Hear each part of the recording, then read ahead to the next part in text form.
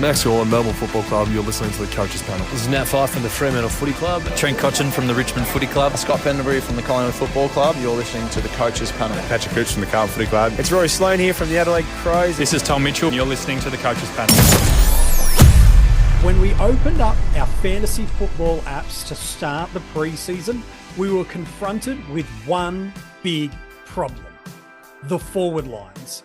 The players that we loved and used so readily in 2023 have all departed us, and now it feels like we're just picking up the crumbs from the table. However, is Jackson Macrae the phoenix rising from the ashes that we need? Historically, he's been a premium for us for 10 years, and while there's a little bit of a sour taste after a down 2023, he could be our fantasy football savior in SuperCoach, DreamTeam, and SuperCoach for our forward lines. He's up next on today's episode of the 50 Most Relevant. Hey, it's MJ from the Coaches Panel. I hope you're well. Can you believe it? We are into the single digits of the 50 Most Relevant, just over a week to go of these player reviews where I look at who I believe are the most important and relevant players to have a conversation about this preseason, ranking them out in an order across our formats to hopefully inform a conversation for you to listen into and partake in about who are the most important players for our 2024 fantasy football season. Joining me on the podcast and video and audio episodes, making his Coaches Panel debut, but chances are, if you're on the social media format of X/Twitter, you've seen this man around, probably arguably, if not one of the leading statistical analysis and expert in the fantasy footy community at the moment. You've seen him on a bunch of different content creators, helping them with their stats and research. Joining me for the first time, it's Jaden. Mate, nice to see you. Thanks for jumping on this episode of the 50 Most Relevant. Hey, MJ, and yeah, it's an honour to be on. Long-time listener, and I'm pretty keen to talk today about the prospects of Macrae, and I think we can take a bit of a deep dive into the data behind what's going on. If you love your number crunching, this is the episode for you. If you don't understand numbers and data, one of the brilliant things that Jaden has done for us in the community is putting narrative to numbers. And we're going to help us look at that for Jaden, doing it for on the podcast, but for Jackson Macrae. So what did he do last year? A seasonal average of 99.9 in SuperCoach. 11 tons. He's priced at just over 550K for us in that format. A season high score of 145, but a career high number of 189. While if you flip yourself over to AFL Fantasy and DreamTeam, he's priced at 829,000 in AFL Fantasy, just a touch under 850K in DreamTeam. A seasonal average of 91.8. 8 tons last year. A top score, relatively low in comparison to what he's done for us over his career, a 129, but a career high score of 190. Jaden, for the better part of a decade now, ever since he broke out in 2014, Jackson Macrae has been a staple of our AFL Fantasy and our SuperCoach sides. He's got this beautiful combination of elite endurance with his running, high football smarts where he knows how to get into space. He's got this appetite and desire to always impact the game by linking up with those handball chains that the Bulldogs, really since that breakout premiership of a few years ago now, has really been a part of the Luke Beveridge game style. He gets into space. He does apply the defensive stuff as well, and he wins his own ball. We talk about often this beautiful rounding of a footballer that translate to fantasy football scoring, and for pretty much a decade, Jackson Macrae has been the most perfectly well-rounded fantasy option we've had. Exactly right, and it's kind of the thing you look for right from the start of a player's career, and it's exactly what Macrae had straight away. So he averaged 104 as a second-year breakout, and that's pretty unheard of. And it pretty much just highlights the fact that he can score in so many different ways, and he has over his career. And especially in these fantasy games, you want the inside and outside balance to be, roughly even. You don't want them to be too inside that they never get involved in transition. And for Macrae, he's had that kind of perfect role. And he's not so inside that his CBA numbers were ridiculously high, and he kind of mixes it up a little bit over his career and did that mix of inside and outside, showing his full class. If we look at just his 2023 data, 91.8 average in AFL Fantasy and Dream Team, 8 tons, a couple over 120. And he wasn't as bad as I think when we look at the numbers. It wasn't as bad as we realized. 5 scores under 80. One of them was a sub-impacted game in his final game of the year, and then he missed the final game of the season. But of available forwards to us in AFL Fantasy, he's the number 1 player by average and ranked 3rd for total points. While over in SuperCoach, 99.9 average. Just one more 1% would have got you there, mate. 11 tons, 5 scores over 120. Just the 2 scores under 80. Again, number 1 ranked forward available for us this year by average, 4th for total points. Jaden, it's interesting. Perspective changes a lot for us. I think a lot of people entered into 2023 with this expectation that this was the bounce back year, up to the 110, 115 numbers that he'd been for so long. And there's this lament and sour taste in the community that he didn't quite deliver for us. And while that's probably fair, there's still patches and runs through the year where it was the Macrae of old. I look at round 10 to 13, for example. He's going at 118 in AFL Fantasy and doesn't drop below 104 in SuperCoach. Goes at 129.5, doesn't drop below 100 in that run and gives us multiple scores of 140s. And so there's this interesting notion around Jackson that I'm beautifully keen to talk to you about, and why I asked you to jump on this episode was you've done a power of work for us about understanding Jackson's role in the team, his scoring at stoppage, and his scoring from transition. And ultimately, that's a conversation about his role and game style in the side. You've done a lot of the deep dive work of what he's done in 2023. Where does his scorage from stoppage and transition translate from last year to, let alone what he's done over previous seasons? This episode is brought to you by Allstate. Some people just know they could save hundreds on car insurance by checking Allstate first. Like, you know, to check you have the tickets in your wallet first before you drive 2 hours to the big game. Seriously, you had one job. Now the closest you'll get to the 50-yard line is parking lot D. Yeah, checking first is smart. So check Allstate first for a quote that could save you hundreds. You're in good hands with Allstate. Savings vary. Terms apply. Allstate Fire and Casualty Insurance Company and Affiliates. Northbrook, Illinois. Yeah, his stoppage and transition splits have been fairly even over his career, which is really good. You want these premium midfielders to have over 50 points from stoppages and over 50 from transition, because it means they can score in multiple ways, and they have a really good floor because you can't be limited by maybe a matchup that's really difficult on the outside or the inside. So you really want that nice balance. And last year, Macrae went at 48 points from stoppages and 46 from transition. So that's a really even split. So he's still playing in a way that can give him that high floor, like what you just talked about, especially in SuperCoach with more possession points. And yeah, what we're kind of seeing is he has that nice split, and he could potentially lift both of those if he gets a more consistent role. So the role is the big question alongside what the heck we do with our forwards. There's this commonality of thought process in the community, which I think has an element of fact to it, an element of fiction towards it, which is when you have a higher volume of centre bounce presence, your scoring will either be more consistent and or have a higher volume of points available to you. But we see this weird element with Jackson that, yes, of course he scores when he's around the ball more for sure. But even just in 3 games last year, he had scores in round 10 against the Crows where he had 20% CBAs. He goes 117 in AFL Fantasy and 140 in SuperCoach. 2 weeks later against Geelong, okay, a bit of a CBA bump up to 39%, goes 104 in AFL Fantasy and 108 in SuperCoach. The following week plummets all the way down to just a 3% centre bounce and gives us a 129 in AFL Fantasy and a 120 in SuperCoach. So are these just isolated narratives, or is this a normative for Jackson that he doesn't have to have 50, 60, 70% CBA around the ball midfield time to be able to score well?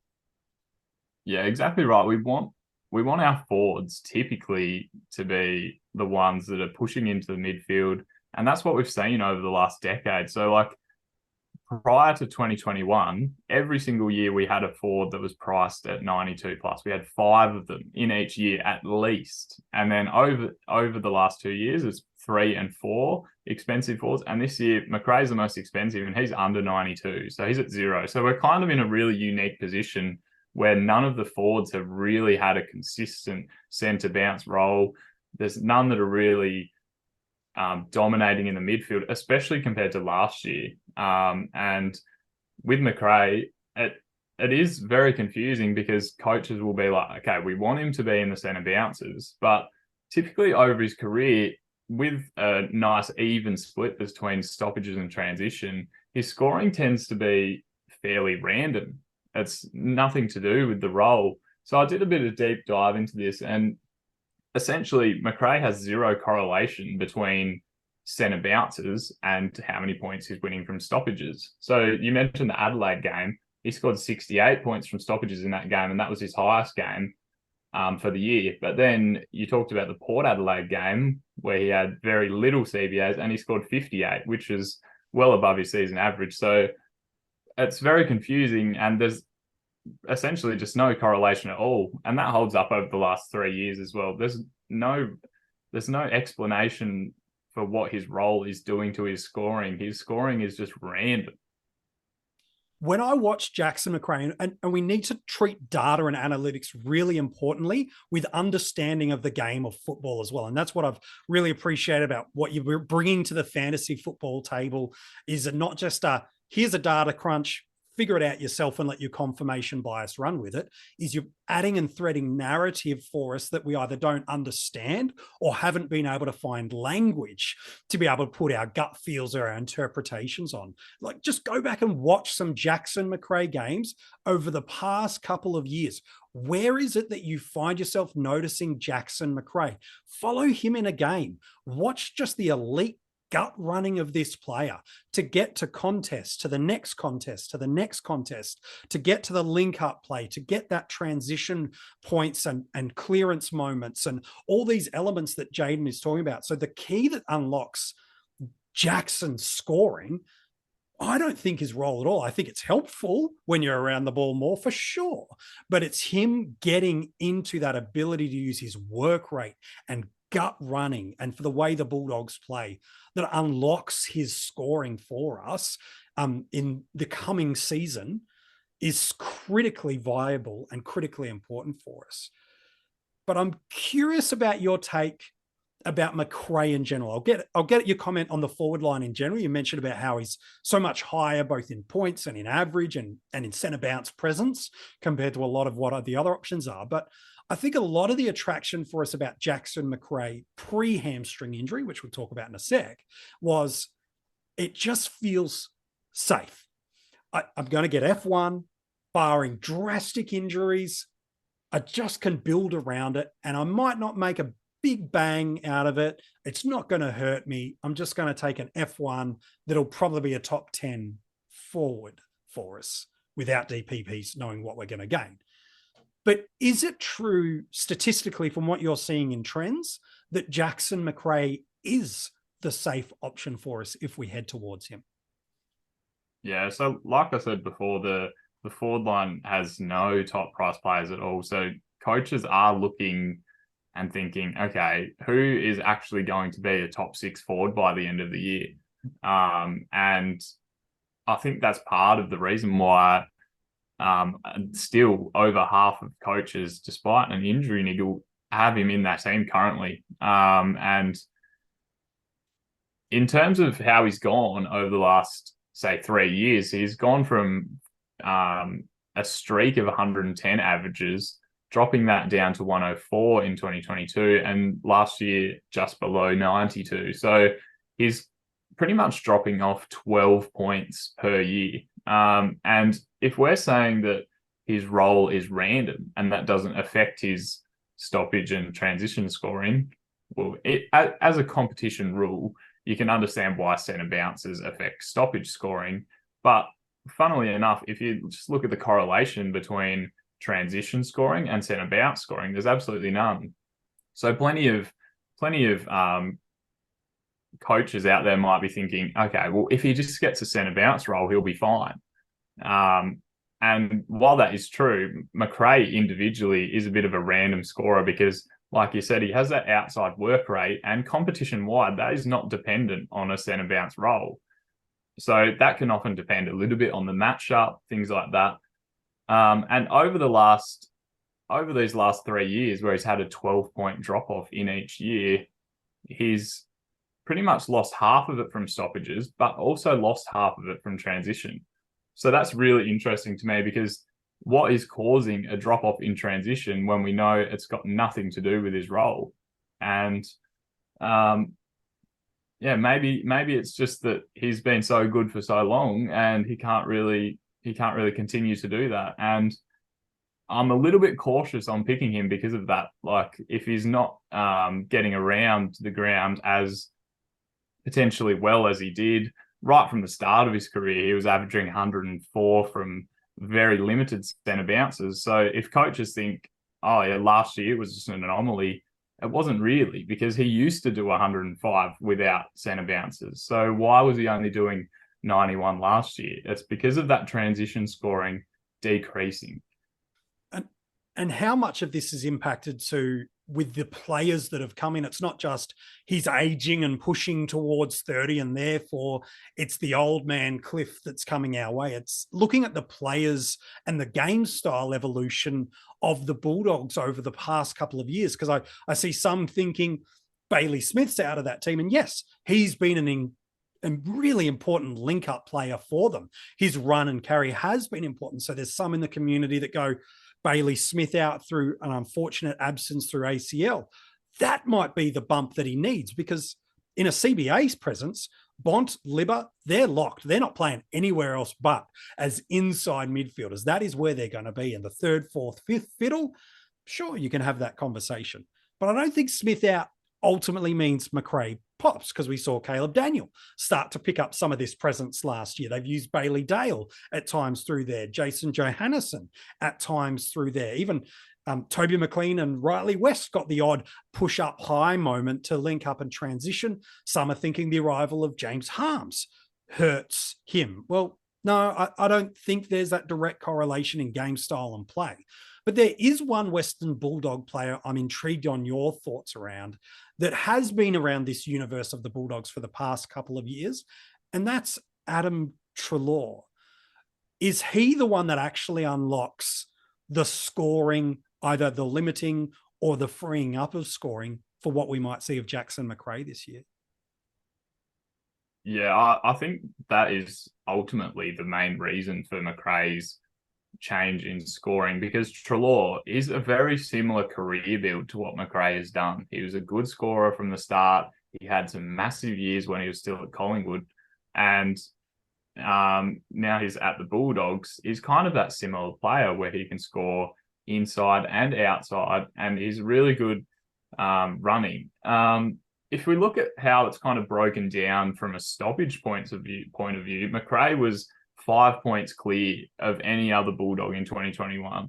And then in 2022, they went for a really even mix where 4 players averaged over 50 and they were really close together. And then last year, Bontempelli was the best player in the competition by a long way, and Liberatore up there. But Macrae just consecutively dropped off from 61 points a game down to 53 and now down to 48. So he's kind of had that decline, and in that time Adam Treloar has actually gone up, so 38 points a game up to 40, and then last year a massive increase up to 56. And when you look at with and without stats, sometimes they can be a little bit misleading, because what if the impact is in an individual game level? So we're looking at Macrae and Treloar as a combination. What are they scoring? What are they doing with disposals and clearances?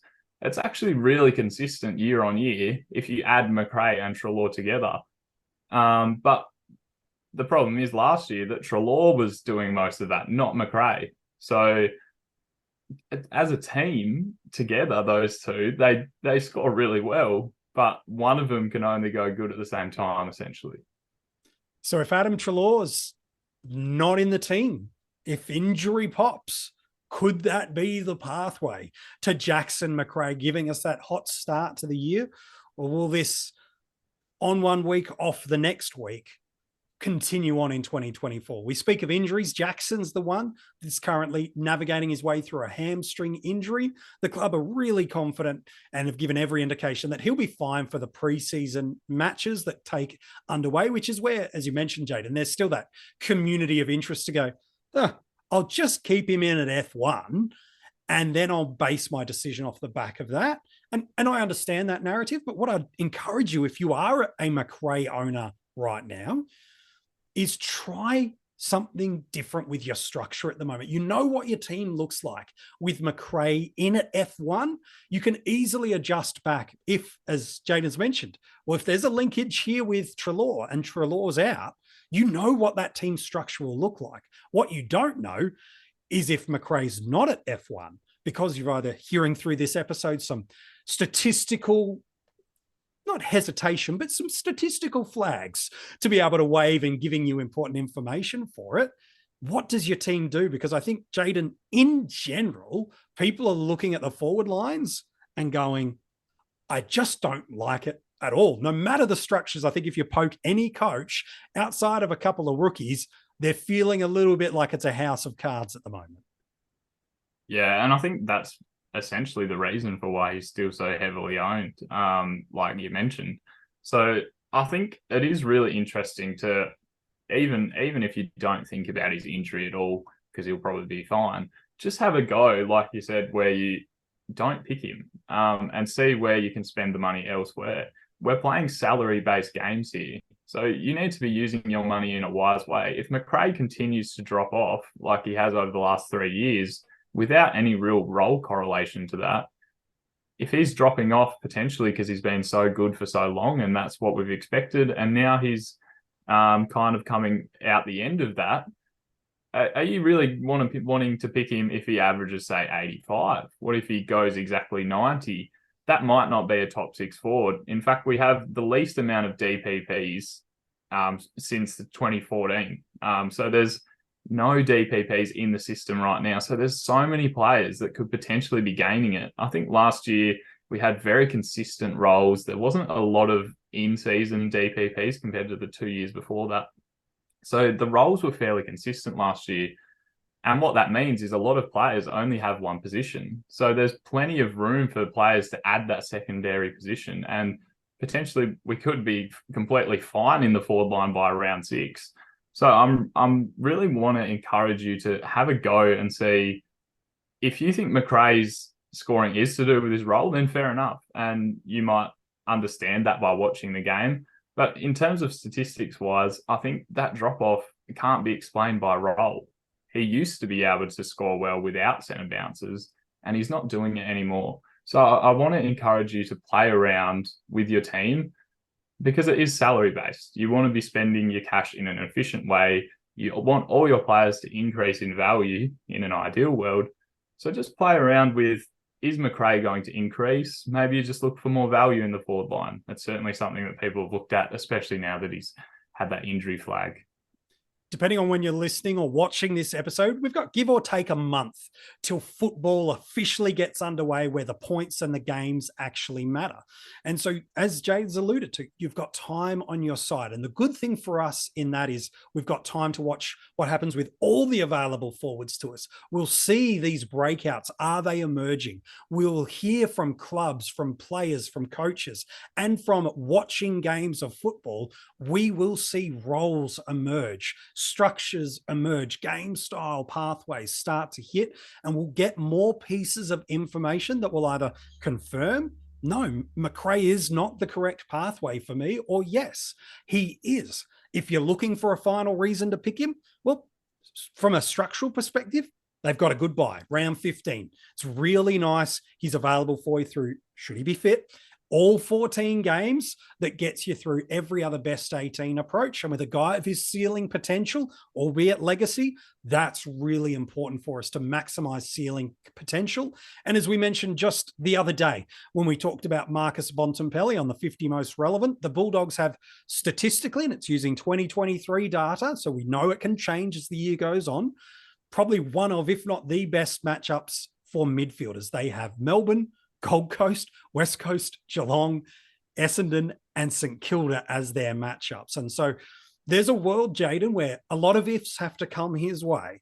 But if the ifs align and you fade against Macrae, well, there's definitely cause for concern. There's a way he gets after round 6. We find a new bunch of DPPs coming into round 7, but he's already going at that 115 average if the ifs all align for him. Yeah, and it's just something to keep in mind. Like, there's no reason for you to lock him in at this stage, especially with an injury now. There's no reason why you have to say, I can't pick him. It's pretty much just going to be down to what he can actually score. I don't think his role is super important based on the last 3 years of random scoring.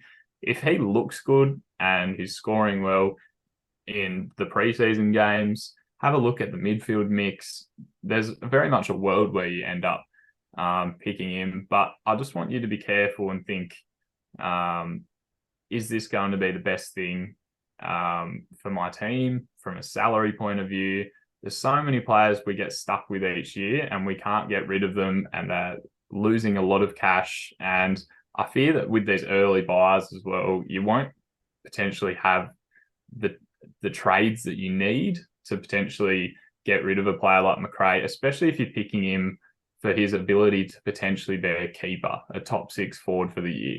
So I just want you to be constantly thinking about it. And I guess that's the point of this series, is just having a discussion about a player and not just picking him because the forward line looks bad. Otherwise, there's no rules around how much money you have to spend in each line. And there's a lot of value picks popping their head up, and I'm sure we'll get more of those as the preseason games happen and people see players pop. So I just want you to keep an open mind and think, is his reason for his drop off his role, or is it maybe just his over his previous best? And yeah, just keep flexible with what you see with Macrae. Some really good advice for us that play classic and salary cap formats of the games. While over in draft, ultimately, while same scoring, same elements and dynamics we might have to challenge, it's a different game. It's a different mindset. It's a different way of approaching drafts. Where do you see him go on draft day, Jade? And I think he'll be the consensus ADP first forward off the board for a lot of people, and legacy will be the primary motivator for that. But where do you think is right to approach picking an early forward like a Jackson Macrae? Do you see the positional scarcity of top liners motivate the early pick? Or are you more of the consensus that is fade this line and punt forwards because they're all a bit ick? Ryan Reynolds here from Mint Mobile. With the price of just about everything going up during inflation, we thought we'd bring our prices down. So to help us, we brought in a reverse auctioneer, which is apparently a thing. Mint Mobile Unlimited Premium Wireless. How to get 30, 30, bit to get 30, bit to get 20, 20, 20, bit to get 20, 20, bit to get 15, 15, 15, 15, just $15 a month? Sold! Give it a try at mintmobile.com/switch. $45 upfront payment equivalent to $15 per month. New customers on first 3-month plan only. Taxes and fees extra. Speed slower above 40 gigabytes. See detail. Yeah, punt forwards has definitely been kind of the flavor of this preseason when it comes to drafting and average draft position. I think the important thing to remember is we don't have less forwards this year. We just have not as expensive ones. None of them priced over 92 when we've typically had 5 or 6 over the last decade. So there's no positional scarcity in terms of how many players there are. It's just we don't have that top end. So I see Macrae, like, if he scores at 90, is he so much more valuable than the average forward you're picking compared to what we saw last year where we had players going 110? So I think the gap between him and the best forward probably isn't so massive that you need to think, okay, he's going to be in the first round. So I think if you target him maybe towards the second round, I think that's kind of where people are thinking he will end up going. And he's going to be more of that consistent type scorer, I believe. So he's pretty reliable, and I think that's why he'll be very clearly the first forward taken off the board. Love your thoughts and totally agree with you on that as well. Jane, it's been awesome having you on this episode. I think you've given us a lot, not just statistically, but now narrative and nuance to understand about the potential upside for a Jackson Macrae and also the potential flags that you've waved that might trend true if recent history is of anything to go by. Mate, thanks for jumping on the 50 most relevant. And also, where can we keep in touch with you across social media and see some of the great statistical work you've been doing for the community? Thanks, MJ. Yeah, it's been great to jump on. For me, I'm on Twitter. That's the best place. Got the most following on there, so that's where I focus on the most, at Jaden_Koposki. I'm also on Instagram at StatsByJaden. I'm putting together a bit of a website at the moment to kind of present some of this data that I'm talking about. I really love working with these stoppage and transition points because it gives a lot more context to what a player is doing rather than just saying, oh, that fantasy scoring is correlated with our centre bounces for someone like Macrae. It's actually not the case. So I'm really keen to continue to work through the stoppage and transition scoring, especially as we look into a new year. Like, how can we use it to actually predict a player's role and what's going on? Because ultimately we want players that score from both the sources, not just have the role, the percentage of centre bounces that we look for. There's a lot more deepness to that. So if you are keen on that, I recommend that you follow me, and I'll continue to look through that because I think it's just so interesting and there's so much more I can do with it. Mate, absolutely. One of the great things you've done for us as a community is every year it feels like we're getting a greater understanding of the game of football, how to analytically and statistically capture that, and then how to interpret that together. And you've definitely been a leading cause of that. So thank you, my friend, on behalf of the fantasy footy community for doing that. We've got all of those links and locations of where you can keep in touch with Jaden. We've put them in the description of this episode. So if you're like, I spell the surname with a P and a U and a W, don't just go into the description of the episode. We've got you covered so that you're not going to end up on some random Twitter website that you'd rather avoid. We've got you covered with that in there. And by the way, there's also buy me a coffee link, which is a way where you can actually kick a few dollars over to Jaden to not just fund the great work he's doing in the community, but practically support him in that as well. And I can encourage you as you're listening, if you've really appreciated some of this statistical work he's done, not just on this episode, but for the community in general, jump on that link, buy him a coffee. That $5, that $10, it means nothing really for most of us, but that accumulation actually does enable Jaden to be able to put up and put out the great content he's doing for us. So please, if you can do it, absolutely jump on and do that. If you've loved this episode, the good news is there's an article that sits right alongside it at coachespanel.tv. You can read that for Jackson and any other player we've revealed so far in the 50 most relevant. These audio podcasts are available on every single platform. Just simply search for the Coaches Panel, subscribe, and as soon as an episode goes live, which will happen every day of the preseason, even after the 50 most relevant ends, you'll get them straight to your device. Leave a 5-star rating if you'd like. We greatly appreciate it. We've also got our own YouTube channel. We thought, why not? We do most of these over video recordings anyway. Why not let you see them? So you can jump online, check out the YouTube episode and subscribe while you're over there as well. On the hunt for the 1,000 subscribers before the end of the 50 most relevant. We had none when we started doing content this preseason. So if you want to jump on over there and subscribe, we would greatly appreciate it. So who's tomorrow in the 50 most relevant? Are you getting good at figuring these clues out? Let's be honest, the less names left to go, it's harder for me to give ones that it's not as easy to pick, but let's give it a go. Last year, and it happens every single year, there's a player that over the final 6, 8, 10 weeks of the year that were lowly owned at the start, but something dynamically changes and they absolutely dominate over those final few weeks and months of the season. We're talking about a player that did that for us in 2023 and is in that spot potentially for us in 2024. He's held the positional status from last year that's meant he's equally in the eyes, if not more so, valuable to us in 2024 than he was at the back of 2023. And he's also the last of his player line that we are talking about, making him, in my eyes, the most relevant for that position in 2024. But relevance doesn't mean best. Relevance just means relevant. Who is he? You'll find out tomorrow in the 50 Most Relevant.